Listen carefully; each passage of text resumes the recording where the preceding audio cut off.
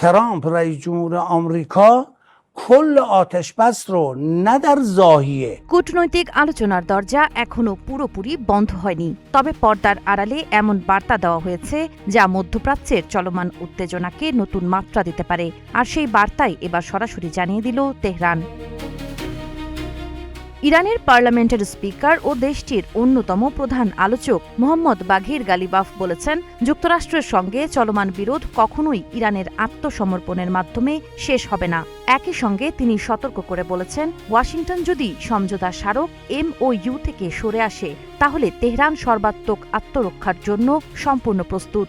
আল জাজিরার প্রতিবেদনের তথ্য অনুযায়ী গালিবাফ বলেন, যুক্তরাষ্ট্র যে কোনো সময় সমঝোতা ভঙ্গ করলে ইরান দৃঢ়ভাবে প্রতিরোধ গড়ে তুলবে এবং দেশের জনগণের অধিকার ও সার্বভৌমত্ব রক্ষায় প্রয়োজনীয় সব ধরনের পদক্ষেপ নেবে। দৃঢ় বন্ধনের আস্থায় শক্তিশালী স্টিলের আরেকটি নাম জেডএসআরএম।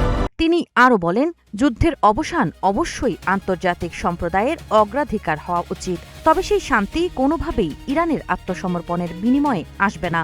তার ভাষায়, ইরান চাপের মুখে নতি স্বীকার করবে না এবং নিজেদের অবস্থান থেকে এক চুলও সরে যাবে না। এ সময় মুসলিম দেশগুলোর প্রতিও আহ্বান জানান গালিবাফ। তিনি বলেন, যুক্তরাষ্ট্র ও ইসরায়েলের নীতির বিরুদ্ধে মুসলিম বিশ্বকে ঐক্যবদ্ধ অবস্থান নিতে হবে। তার এই বক্তব্য এমন এক সময়ে এলো যখন মধ্যপ্রাচ্যের নিরাপত্তা পরিস্থিতি, ইরান যুক্তরাষ্ট্র সম্পর্ক এবং আঞ্চলিক কূটনীতি নিয়ে আন্তর্জাতিক অঙ্গনে নতুন করে আলোচনা শুরু হয়েছে।